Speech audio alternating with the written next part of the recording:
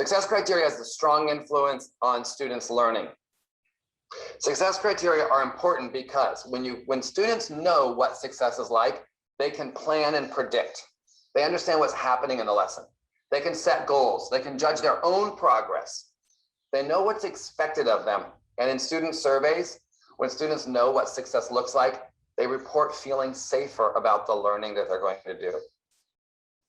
Students who can articulate success criteria are more likely to be strategic in their choice of learning strategies. We know we've done a lot of work over not me personally, the field has done a lot of work over the years around I can statements, making sure students know what that I will eventually be able to do. I can statements frame a positive future. It's called cognitive restructuring. How am I seeing my future? I will be eventually able to do this. It builds self-efficacy. It helps when you're clear on what success looks like, you can allocate resources, time, attention, effort to getting there. That's why success criteria are so valuable. Here's a picture of some physical school examples of success criteria using I can statements.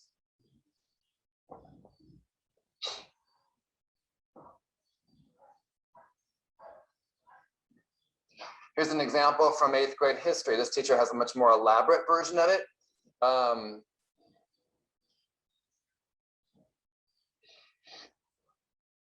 From Ohio.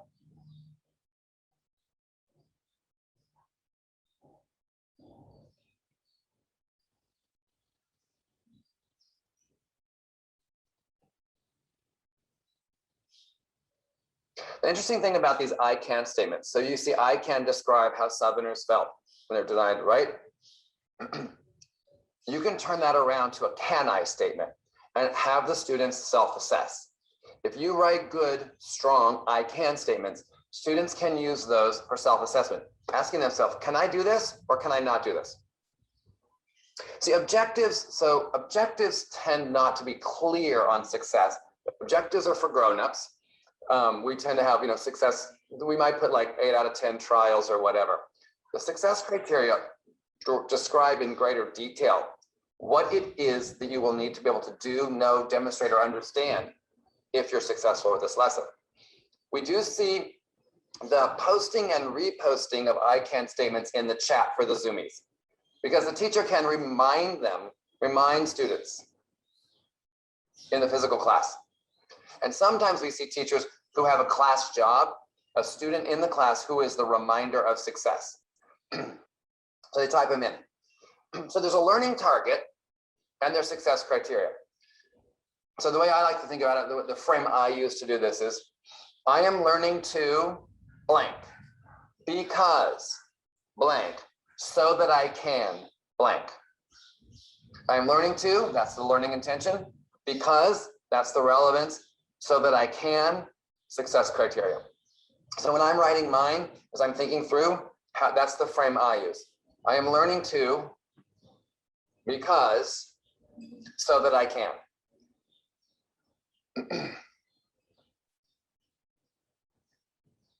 When students are able to self-question, they learn more. And as I said, you can turn I can statements into can I statements. Can I divide shapes into equal parts and show these areas as fractions? Can I describe the characteristics of comets, asteroids, and meteoroids and show how they orbit the sun? Can I do that? What evidence do I have that I can do that? I can statements are not the only way to ensure that students know what success looks like. There are other ways. For example, there's a variety of tools of rubrics that help students know what success looks like. Here's a holistic rubric. These are more general and give a broad description at a level. So students can say, right now I'm at a level 1. To get to a level 2, I need to do this. So these holistic rubrics can help students understand, here's how the thinking is going. Here's how the process is working. I need to do this to get to 2. I need to do this to get to 3. The disadvantage of a holistic rubric is they don't provide targeted feedback. They're useful. They can help students understand success, but they don't provide that targeted feedback. Analytic rubrics, we have, we saw the oral retelling rubric. This is more of an analytic. It breaks down the task into component parts, and it will allow for more targeted feedback. But many students find these analytic rubrics to be overwhelming. I have written many 5x5 rubrics, 5 levels of proficiency, 5 indicators. That is 25 cells. And I don't think in reflection, most students were actually reading all 25 cells. I just don't think that's true. And I think I spent a lot of my time writing on rubrics, things I don't want students to do. And I feel like I've wasted my time. So I prefer single point rubrics. And I saw that, we don't even read all of them, right, Lisa? So I prefer more single point rubrics. And so I learned this from the Cult of Pedagogy. I thought that was an amazing article that really changed my thinking about single point rubrics. But when I was doing single point rubrics, it was me. It was how I was using them to grade. But the single point rubric could be turned into an opportunity for students to assess their own, for students to be thinking about things like, where can I grow? What do I still need to grow in? Or where are my glows? What am I really getting good at? And there's a point I want to make about this. I would like, personally, I want a different relationship with students around rubrics, grading, and assessment. I don't want to be the decider of students' learning. I don't want to be the arbiter of their learning. I want students to self-assess, and I would like my role to be validator and challenger. I would like to say to students, I agree with you here, but I don't agree with you here. I'd like to see your evidence. And I'm no longer the decider of whether or not they learn. I'm no longer the, he's an easy grader, he's a hard grader, he doesn't like me. You show me your work. What are you self-assessing? And here's my thinking. I agree with you, I agree with you, I agree with you. I'm going to challenge you here. I'm going to look for evidence. What's next? And if we could change that relationship from always being the decider of students' learning, what if we started saying, I don't know if I agree with you here. Let's look at your evidence. I want to really think about the evidence that you have that you've learned at this level. And this is pandemic learning for me. I've kind of changed my thinking on this. I really want students to hear more validation and challenging where they have owned the assessment process. They need tools. They need clear tools. What does success look like? So we can turn that oral retelling rubric that I showed you earlier into a single point rubric. Because if you have an analytic rubric or a holistic rubric that you like, or that's on the internet, figure out whatever is proficient, make it the success criteria. Now I'm starting to see some teachers also change it to shine and refine. Where are you shining and where are you refining? Yes, exactly, Stephanie. This allows for some ongoing conversation. Where do you still need to grow? But what are you glowing at? Where are you super shining? And how do you know that? So I'll show you another retelling and listen in to the students' understanding and misunderstanding.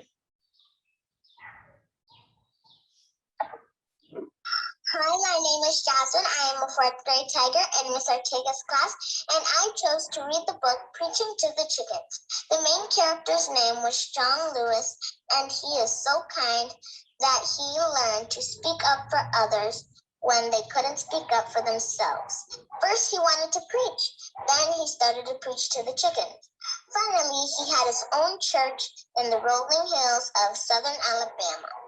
The theme was Southern Alabama, and he lived on a farm. In my opinion, I would recommend this book because it teaches you kindness. I'd like to point out, she says theme, but she says setting. So she misses it. She misinterprets it. She says the theme, but then it's the setting. And the teacher watched several of these. And the teacher said, I'm seeing a trend in my class. Many of my students misunderstand theme versus setting. And yes, it's hard, but these retelling rubrics showed this teacher, my students are not yet getting the theme. I got to go back and revisit theme because in their retellings, they keep using the setting.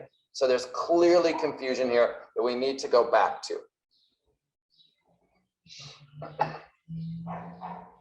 We can also model for students. And when we model our own thinking for learners, they learn more, they get a glimpse inside of our brains, but it also helps them understand what success looks like. And my point in this is we don't just use I can statements for success. There are many ways to show students what success looks like. Teacher modeling makes thinking visible because thinking is invisible. The only thing we have is talking about our thinking, opening up our brains and explaining our own thinking. They eavesdrop into our processes if we allow them. Modeling has a couple components. It usually says I wrote this, I'm thinking this. You don't like the image, huh? I'm thinking this, here's why I'm thinking this, here's my prediction, here's why I made this prediction, here's how I'm visualizing this. These three words help me visualize. It's I am talking, I'm explaining, I'm processing. It's a cognitive apprenticeship model. We are apprenticing students cognitively beyond what they are able to do on their own. And as you plan for modeling of success, how will you describe this? So you're planning like, how will I know I'm going to get to the level of success? How will you explain the thinking behind the thinking? So the examples are great. Students need examples from us, but they also need to know how we got to those examples. What content will you highlight? And how will you break down that content or skills so students understand what success looks like? So we'll watch, this is asynchronous learning. This is a recorded video for students for asynchronous learning of modeling writing, happens to be second graders. So again, no kids in this room. She's talking to her students as if they're there. There are no students in this room. It's an asynchronous learning task. Good morning, everyone. The last few days, we've been reading lots of informational text on mammals. We've filled up our brains with lots of key details and cool facts about different kinds of animals. And today we want to share our learning by writing an informational piece about a mammal. So before we do our writing though, we have to talk about how we organize our thinking. We organize our thinking so that our writing will be clear for the person that is reading it. And so the very first thing that we're going to learn about is how to write a topic sentence. Let's look at our learning intention for today. Our learning intention is, I am learning how to introduce a topic by writing a topic sentence. Boys and girls, what a topic sentence is that one tells the reader what the main idea about our writing is. We don't ever want our reader to be confused.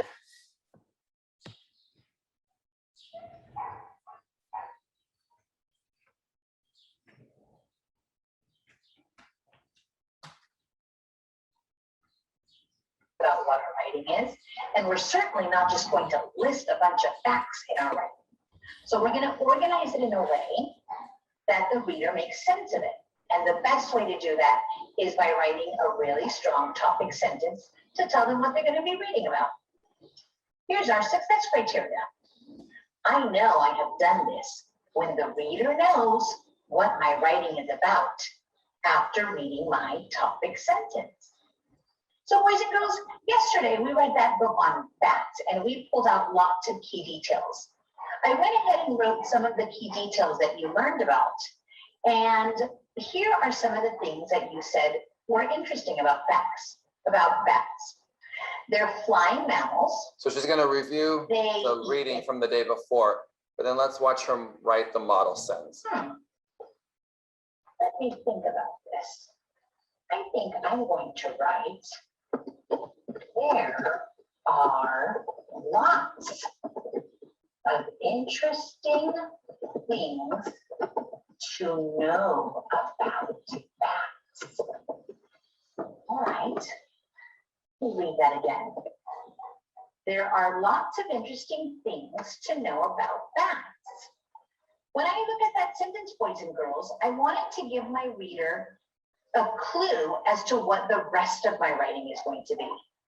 The rest of my writing is going to have sentences that include these cool facts and key details that we pulled from the book, but we want to make sure to start it off with a sentence that they know what they're going to be reading about. So let's read it one more time together. There are lots of interesting things to know about bats. Let's go back and look at our success criteria. I know I have done this when the reader knows what my writing is about after reading my topic sentence.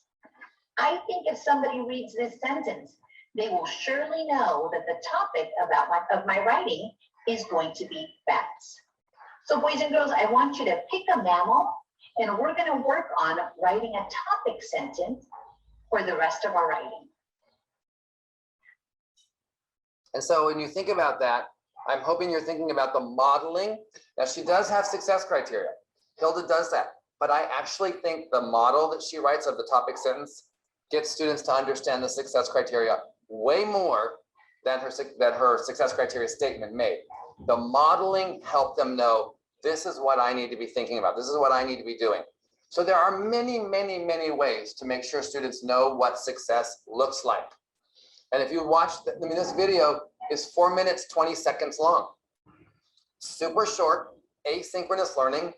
Then they read their own mammal books and they write their topic sentence. They get feedback, and then they start developing their writing their paragraphs. So even if you're, whatever your format of school, tomorrow or Monday, you can do these kinds of lessons for students for asynchronous learning. But in simultaneous learning, this becomes important. So if you have a whole class lesson, the Zoomies can go back and watch another example if they need it while you're working with the roomies. So we're seeing all kinds of variations with teachers on this. So there are different ways, different approaches to communicating clarity in simultaneous learning. So you can use I can or we can statements. You can use a checklist. You can use analytic and holistic rubrics, single point rubrics, teacher modeling, worked examples, co-construction.